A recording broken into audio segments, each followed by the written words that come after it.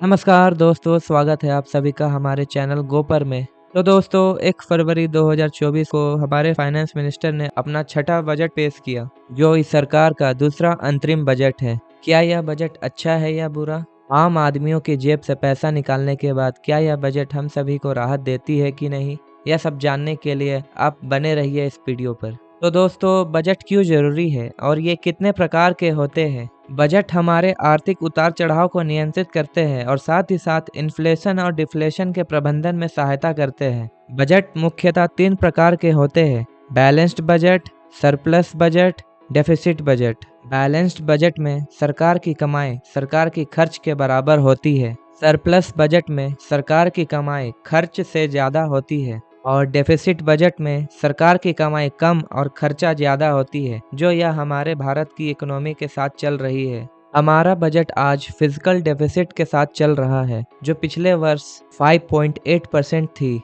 जो इस साल का अनुमान 5.1% लगाई गई है। यह जितना कम होगा वह हमारे भविष्य की इकोनॉमी के लिए फायदेमंद होगा। फाइनेंशियल ईयर 24-25 का बजट एक फुल बजट ना होकर एक अंतरिम बजट है। अंतरिम बजट सरकार अपने 5वें कार्यकाल में पेश करती है, जो इलेक्शन से ठीक पहले होता है। ट्रांजिशन पीरियड होने के कारण सरकार इस समय अपना फुल बजट पेश नहीं करती है। यह बजट इलेक्शन के खत्म होने तक खर्चा चलाने का अनुमान है, जो नई सरकार बनने के बाद जुलाई में फुल बजट पेश की जाएगी। अंतरिम बजट के अनुसार इस साल सरकार 47 लाख करोड़ रुपए खर्च करेगी, जो पिछले साल 45 लाख करोड़ रुपए था। भारत सरकार इस अनुमानित अमाउंट को रेवेन्यू और कैपिटल के माध्यम से खर्च करेगी। हम एक एग्जाम्पल के जरिए रेवेन्यू और कैपिटल को जानेंगे। राम एक मकान खरीदता है जो उसे 60 लाख रुपए में पड़ता है। अब वही 60 लाख उसके लिए एक कैपिटल एक्सपेंडिचर है। राम को उस घर को बनाए रखने के लिए मेंटेनेंस और रिपेयर की जरूरत पड़ती है, लेकिन मेंटेन रखने के लिए यह खर्च जरूरी है, जो रेवेन्यू एक्सपेंडिचर कहलाती है।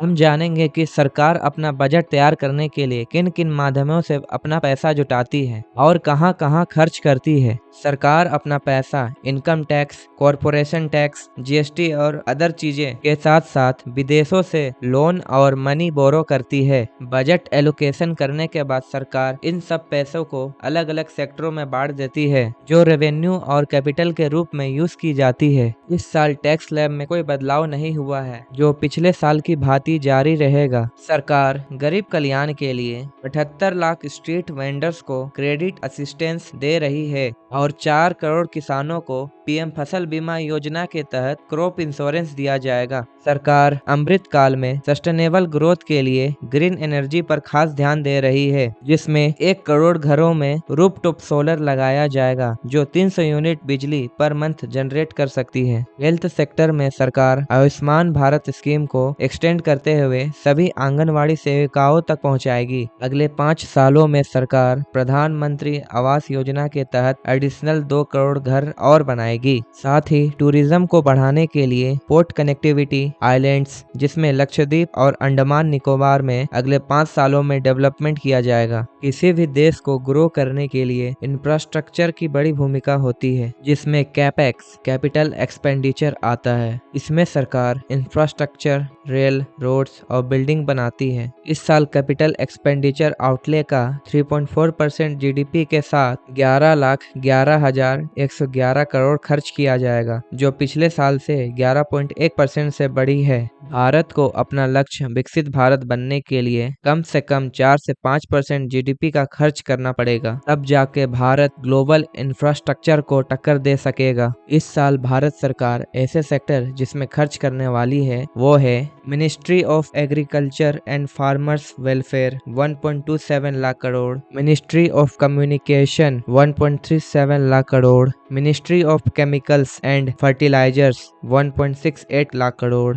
Ministry of rural development 1.77 lakh crore, ministry of consumer affairs, food and public distribution 2.13 lakh crore, ministry of railways 2.55 lakh crore, ministry of road transport and highways 2.78 lakh crore और आखिरी मिनिस्ट्री ऑफ डिफेंस जो 6.2 लाख करोड़ रुपए जिसमें खर्च किया जाएगा। गवर्नमेंट के अनुसार आने वाले समय में भारत की जीडीपी ग्रोथ 7% से अधिक ग्रोथ दिखा सकती है, जो 2030 तक $7 ट्रिलियन की इकोनॉमी बनने जा रही है। इस प्रकार यह बजट हमारी उम्मीदों पर खरा उतर पाया कि नहीं, यह आप मुझे बता सकते हैं। और क्या यह बजट भारत को विकसित भारत बनने की दिशा में आगे बढ़ाएगा? अपना कीमती समय देने के लिए धन्यवाद। फाइनली मैं उम्मीद करता हूँ आपको यह इन्फॉर्मेशन क्लियर हुई हो। देखते रहिए गोपर। जय हिंद, जय भारत।